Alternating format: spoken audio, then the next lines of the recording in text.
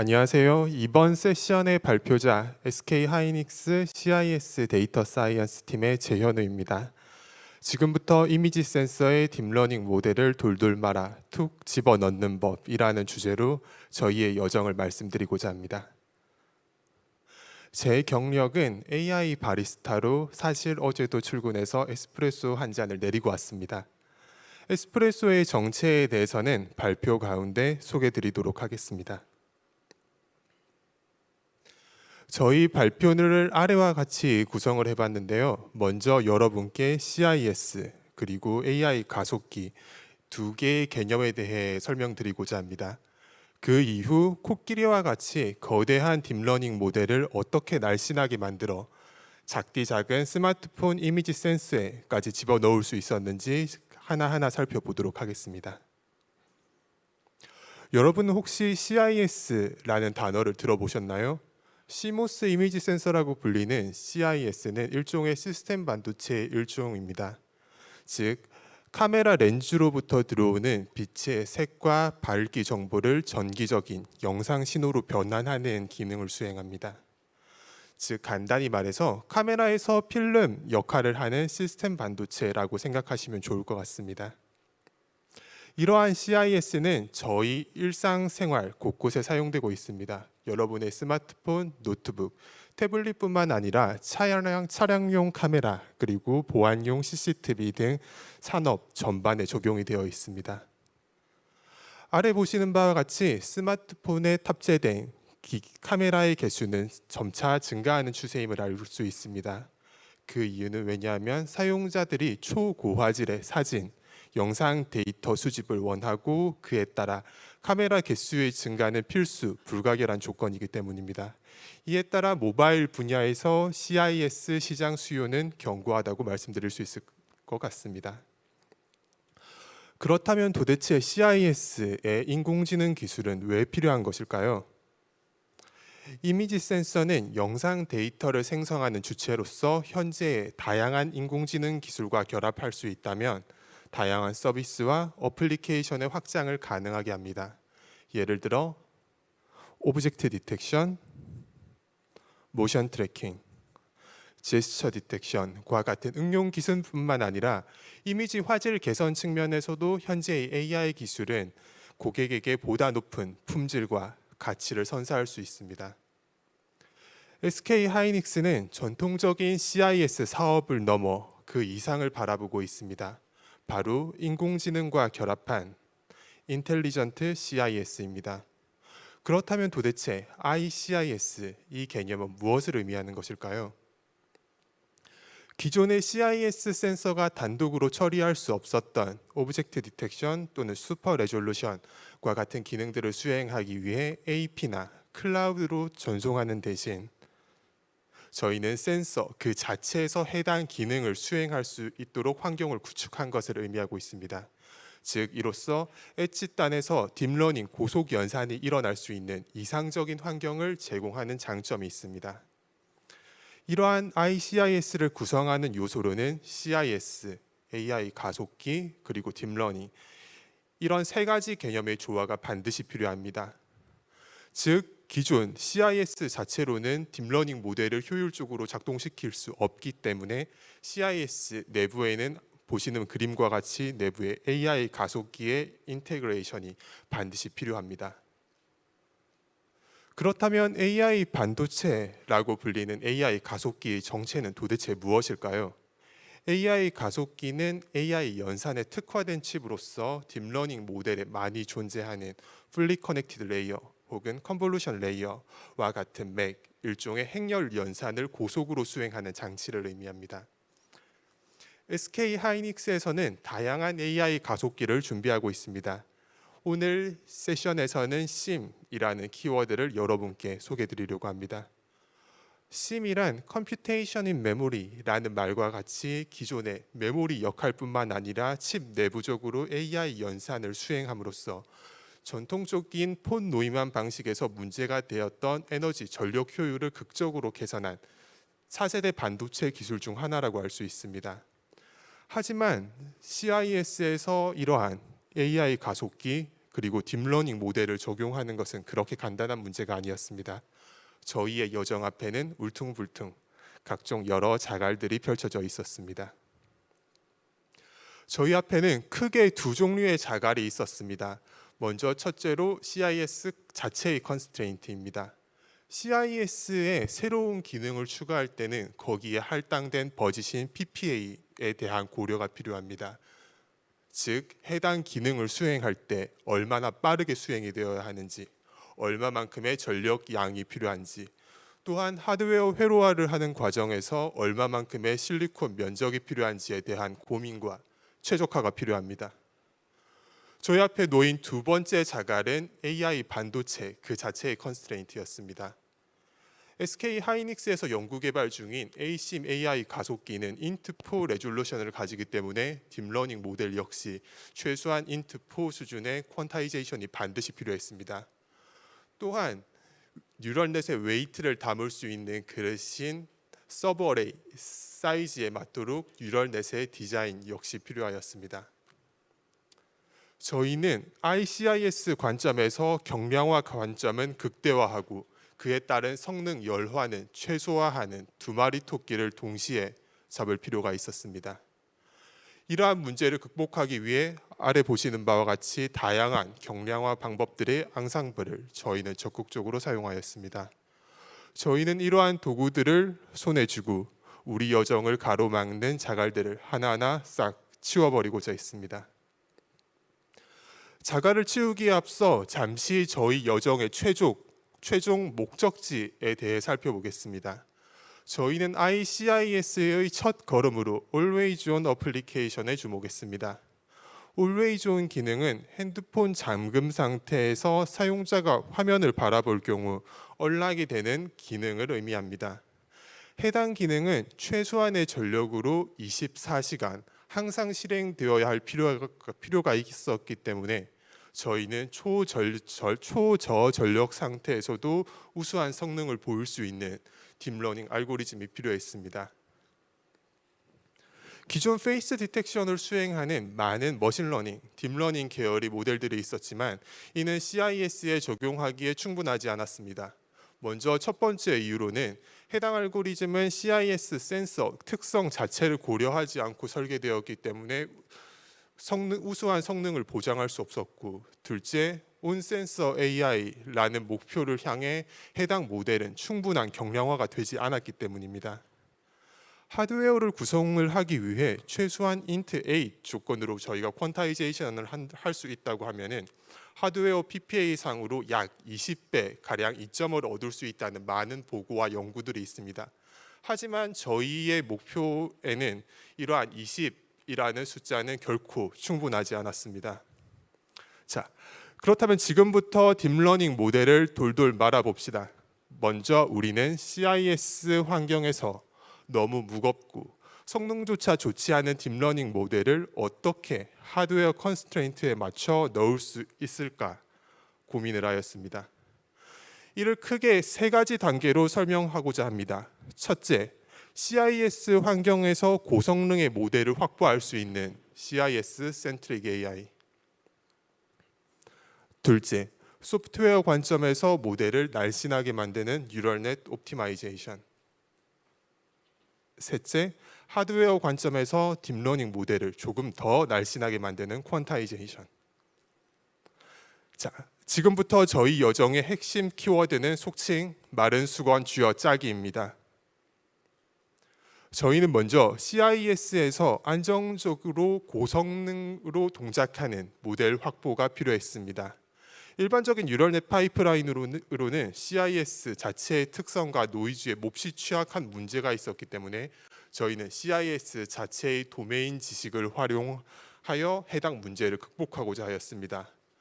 예를 들어 CIS 환경에 특화된 데이터 프리프로세싱 그리고 어그멘테이션 룰을 고안하였고, 조금 더 구체적으로 말씀드리자면은 CIS 내부에 있는 ISP 로직을 리버스 엔지니어링 함으로써 인버스 감마 혹은 인버스 쉐이딩과 같은 기법을 적용해 기법을 데이터셋에 적용하고 그 이를 학습 과정에 활용하였습니다. 또한 Always On 서비스 시나리오를 상세 구성을 한 뒤 다양한 특수 환경에서도 저희 모델이 안정적으로 동작하는 것을 확인하기 위해 아래 보시는 바와 같이 밸리데이션 단계를 세분화하였습니다. 그에 따라 저희는 노이즈가 심한 환경이거나 저조도 환경 혹은 뒤에서 빛이 비치는 역광 환경, 사용자가 마스크를 쓰거나 귀걸이를 같은 액세서리를 하는 환경과 같은 특수 환경에서도 모델이 안정적으로 동작할 수 있음을 보장하였습니다. 저희는 이러한 일련의 과정을 CIS 어웨어 파이프라인이라고 부르고 있습니다. 이러한 일련의 과정을 통해서 중간 보시는 바와 같이 레티나 페이스라는 저희의 베이스 모델을 CIS 환경에서 우수한 성능을 나타낼 수 있도록 만들 수 있었습니다. 하지만 아래쪽에 보시는 바와 같이 해당 모델은 성능은 우수하지만 CIS 하드웨어 컨스트레인트 관점에서는 너무 크고 무거운 한계가 있었습니다. 저희가 채택한 레티나 페이스는 모바일 넷 구조를 백본으로 하고 있습니다. 즉 뎁스와이즈 세퍼러블 컨볼루션을 활용함에 따라 모바일, 스마트폰 환경에서도 우수한 성능으로 동작할 수 있다고 많은 연구와 보고가 있는 경량 모델 중에 하나입니다. 하지만 해당 모델을 저희가 보유하고 있는 AI 가속기에 그대로 적용하는 것은 불가능했습니다.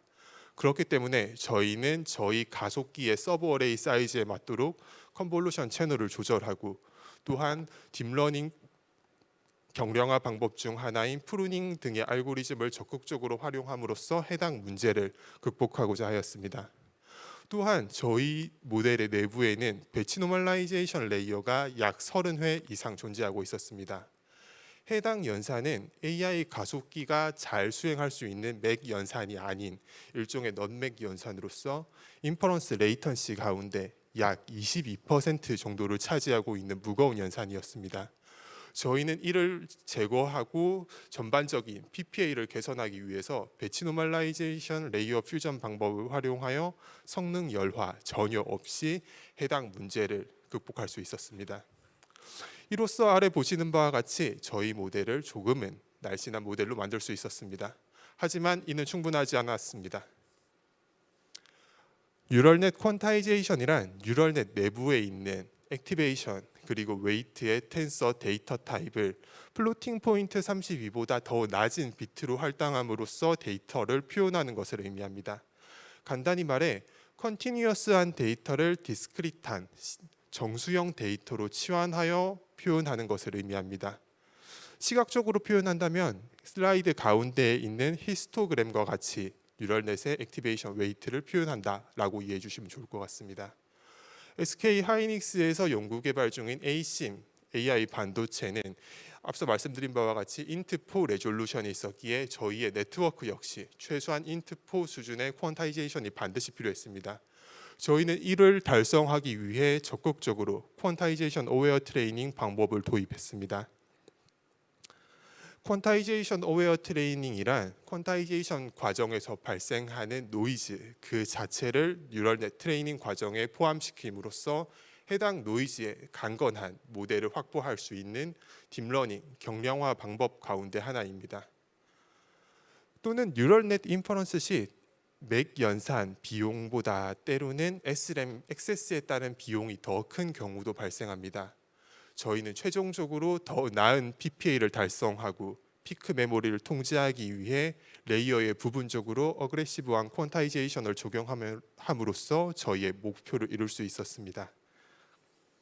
이로써 저희는 하드웨어 컨스트레인트를 모두 만족하는 날씬한 모델로 저희 베이스 모델을 탈바꿈시킬 수 있었습니다.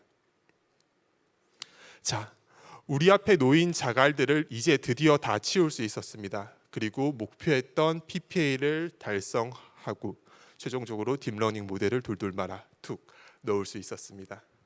모델의 자세한 성능 그리고 PPA에 대한 정보는 산업 보안 사항으로 자세히 여러분께 말씀드릴 수 없는 점 양해 부탁드리겠습니다. 저희는 소개드린 1년의 AI 경량화 기술 패키지를 에스프레소라고 부르고 있습니다. 커피 원두에서 에스프레소를 추출하는 과정으로 비유한 기술 브랜드로서 에너지 절감 관련 기술은 이후 ESG 경영 환경에서도 사용 가능한 기술로 저희는 판단하고 있습니다. 그렇기에 추후 컴퓨팅, 자원 최적화까지 커버리지를 확장하길 저희는 희망합니다. ICIS란 여정에서 대표적인 성과들을 잠시 소개드리고자 합니다. 먼저 올해 6월 AI 카스라는 국제학회에서 ASIM AI 가속기 기반 Always On 어플리케이션을 라이브 데모로 시연했습니다. 이는 중국 칭화대와 공동으로 협업하는 프로젝트 중 하나로서 기존 디지털 AI 가속기의 한계를 극복하고 아날로그 AI 가속기란 새로운 컨셉의 프로토타입으로서 국내외 많은 관계자들이 이목을 끌었습니다. 또한 CIS 사업부 내부적으로 수상하는 CIS 테크 어워드를 수상하였으며 SK 하이닉스 학술 대회에 해당 모델링 개발 과정에 입선하였습니다. 앞서 소개드린 Always On은 ICIS의 단지 첫걸음일 뿐입니다. 그 이외에도 저희는 CIS의 본질에 조금 더 집중하기 위해 이미지, 화질 개선을 목표로 하는 리모자익 알고리즘을 연구 개발하고 있습니다. 해당 연구 과정에서 딥러닝 경량화 방법 중 하나인 날리지 디스틸레이션 방법을 적극적으로 활용함으로써 모델의 복잡도를 저희는 크게 개선할 수 있었습니다. 또한 전통적인 CNN 계열의 알고리즘을 넘어 트랜스포머 계열의 모델을 활용함으로써 성능 복원의 수준을 극적으로 향상시킬 수 있었습니다. 또한 SK 하이닉스는 차별화된 고객 가치를 선사하기 위해 모바일을 넘어 자율주행, AR, VR 등 다양한 분야에 적용할 수 있는 아이 게이지 트래킹과 같은 어플리케이션을 준비하고 있습니다.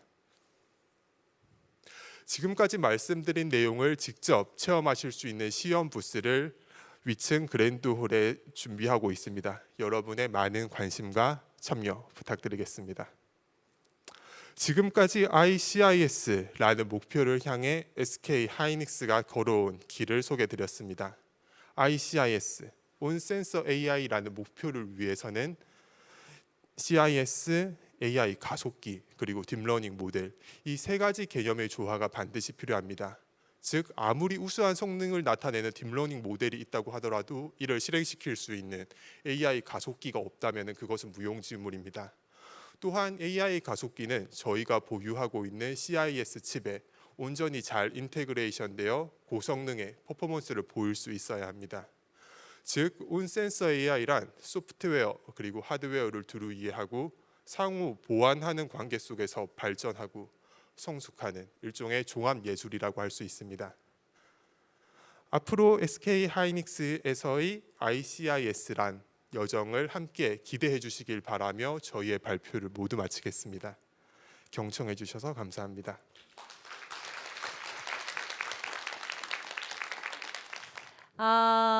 네, 좀 답변을 좀 부탁드릴게요. 첫 번째 질문부터. 원센서 AI를 구현했을 때 기존에 구현된 방법론 대비 장점이 무엇인가요? 이런 질문인데요. 네, 먼저 온센서 AI라는 것은 기존의 어떤 것과 비교를 해서 장점을 가지는지 이해할 필요가 있을 것 같습니다. 초반부에 설명드렸다시피 기존의 뉴럴넷 알고리즘을 돌리기 위해서는 모바일에 있는 AP 또는 클라우드 통신과 같은 불필요한 에너지 낭비와 비효율이 존재했습니다. 저희는 이러한 문제를 조금 극복하고자 CIS 내부에 AI 가속기와 딥러닝 모델을 적용하려는 시도를 하고 있다고 답변드리고 싶습니다. 그렇군요. 답변이 되셨을까 모르겠습니다. 자, 두 번째 질문은요. PPA는 설계, 소자, 공정의 역할이 중요할 것 같은데 어떤 방법으로 기술 협력을 진행하셨나요? 라는 질문입니다. 네, 저희가 앞서 말씀드린 것처럼 ICIS는 세 가지 개념이 반드시 필요하고 중요하다고 말씀드렸습니다. 그래서 PPA 절감과 최적화를 위해서는 저희 사내 CIS 쪽 디지털 설계팀과 다른 설계팀과 긴밀한 협업을 구축하여 해당 방식을 근본적으로 조금 개선할 수 있는 방법을 검토하고 있습니다. 그뿐만 아니라 저희와 같이 데이터 사이언스, 소프트웨어 조직에서도 소프트웨어 관점으로 조금 더 최적화해서 설계상의 이점을 제공하기 위해 저희는 노력하고 있습니다. 네, 다음 질문 드려볼게요. 자연어 처리를 위한 트랜스포머 기반의 립 모델 또한 설명하신 경량화 과정을 거쳐 AI 가속기에 탑재할 수 있나요? 이런 질문입니다. 네, 해당 연구 트랜스포머 계열을 AI 가속기에 탑재해 보려는 많은 시도들이 있다고 저 역시 알고 있습니다. 하지만 여기서는 약간의 차이가 있는데요. 저희가 주목하고 있는 컨볼루션 계열의 알고리즘은 맥 연산 가운데 행렬 곱이라고 말씀드릴 수 있을 것 같습니다. 하지만 트랜스포머를 구성하는 레이어는 즉 QKV 어텐션 모듈의 기능을 조금 주목해 볼 필요가 있을 것 같은데요. 이는 행렬 바이 벡터 연산으로 상대적으로 AI 가속기에서 지원하기에는 약간 컨셉이 다른 알고리즘이라고 할 수 있습니다. 그렇지만은 질문을 주신 분께서 말씀 주신 바와 같이 궁극적으로 AI 가속기는 해당 모델 역시 안정적으로 고성능으로 동작시켜야 한다고 저 역시 생각하고 있습니다. 답변이 되셨길 바랍니다. 네, 마지막 질문 드리겠습니다. 질문 하나가 더 올라와 있는데요. SK 그룹 안에는 사피온이라는 회사가 있고 거기서도 AI 가속기를 개발하고 있는 것으로 아는데요. 하이닉스와 차이점이 있거나 협업을 하는 것일까요? 라는 질문입니다. 현재 저희 팀에서 사피온과 직접적인 협업을 진행하고 있지는 않습니다. 그렇지만은 앞서 저희가 첫 번째 발표를 해주신 PIM이라는 주제와 같이 저희 SK 하이닉스는 PIM, SIM 등 다양한 AI 가속기에 대한 연구 개발을 진행하고 있습니다. 그리고 저희가 내부적으로는 기존의 디지털 AI 가속기가 갖는 다양한 한계들을 극복하기 위해 차세대 반도체 기술인 RRAM 기반의 아날로그 가속기 역시 저희 SK 하이닉스는 연구 개발하고 있어서 지금 말씀 주신 사피온사의 NPU 즉 가속기 컨셉이랑은 동일한 부분도 있고 조금 다른 부분도 있다라고 이해해 주시면 좋을 것 같습니다. 말씀 감사합니다. 그럼 이상으로 Q&A 시간을 마치도록 하겠습니다. 발표해 주신 SK 하이닉스 재혜원 님께 다시 한번 박수 부탁드립니다. 네, 감사합니다.